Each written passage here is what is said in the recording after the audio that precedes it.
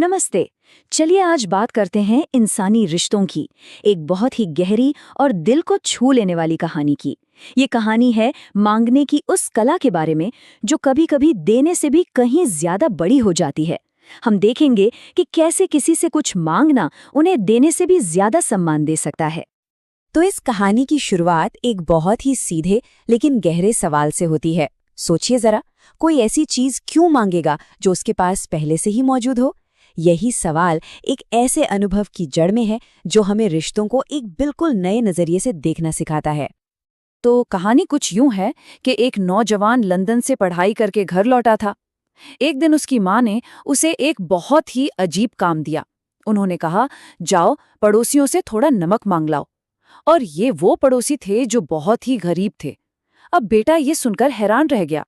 जाहिर है, बेटे को ये बात बिल्कुल हजम नहीं हुई। उसे थोड़ी शर्म भी महसूस हुई। उसने अपनी माँ से कहा, अम्मी जी, हमारे घर में तो नमक के पैकेट भरे पड़े हैं, किसी चीज की कमी नहीं है। हम उनसे क्यों मांगे जिनका गुजारा ही बड़ी मुश्किल से होता है। खैर, माँ ने जोर दिया तो बेटा बेमन से चला तो गया। उसने देखा पड़ोसियों का दरवाजा टूटा हुआ था, जो उनकी गरीबी साफ दिखा रहा था। पर जैसे ही उसने नमक मांगा, उस महिला के चेहरे पर एक अलग ही चमक आ गई। वो खुशी खुशी अंदर गई और एक छोटी सी कटोरी में नमक ले आई। बेटा नमक लेकर घर तो आ गया, पर उसके दिमाग में अब भी यही चल रहा था कि आखिर ये सब क्यों। लेकिन उसकी माँ ने जो वजह बताई, उसने उसकी पूरी सोच ही बदल दी। चलिए अब पर्दा उठाते हैं उस माँ की समझदारी से। माँ ने मुस्कुराकर उसे समझाया, बेटा ये लोग बहुत गरीब हैं और उन्हें अक्सर हमारी जरूरत पड़ती है। लेकिन जब भी वो कुछ मांगने आते थे तो उनकी आंखों में एक शर्म होती थी, एक झिझक होती थी।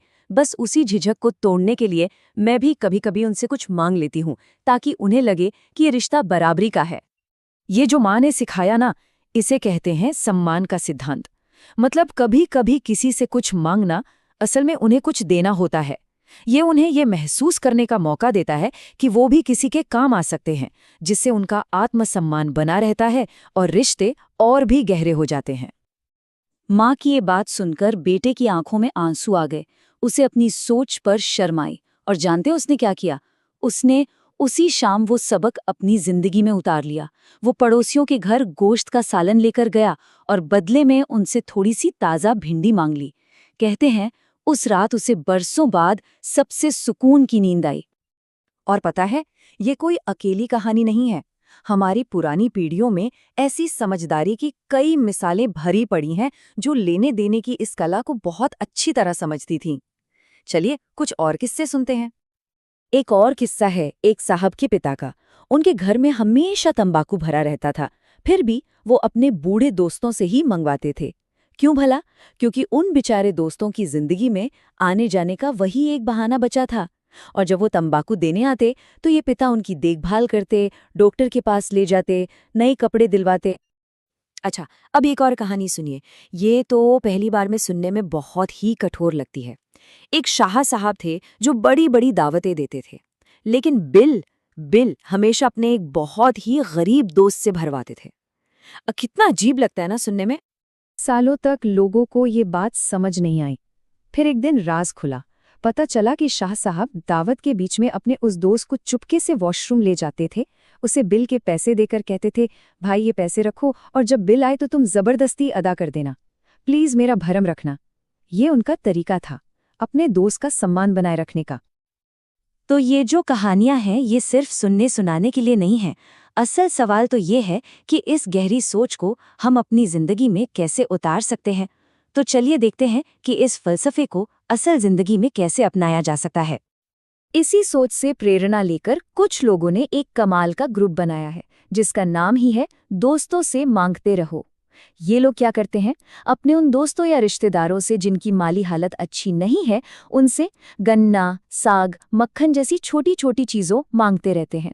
और बदले में जब उन दोस्तों को बच्चों की फीस, दवाई या बेटी की शादी जैसी बड़ी चीजों की जरूरत पड़ती है, तो वो बिना किसी झिझक के इनसे मांग पाते हैं।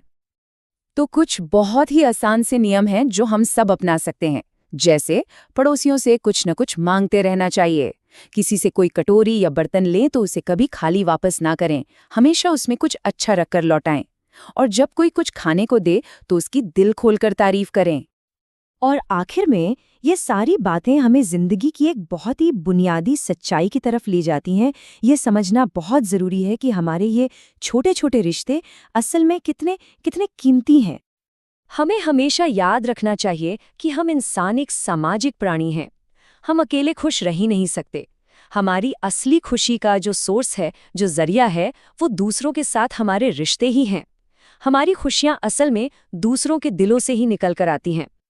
जब हम दूसरों से खुद को काट लेते हैं तो हम असल में किसी और को नहीं बल्कि खुद को ही एक जेल में बंद कर लेते हैं, अपनी ही जात के कैद खाने में।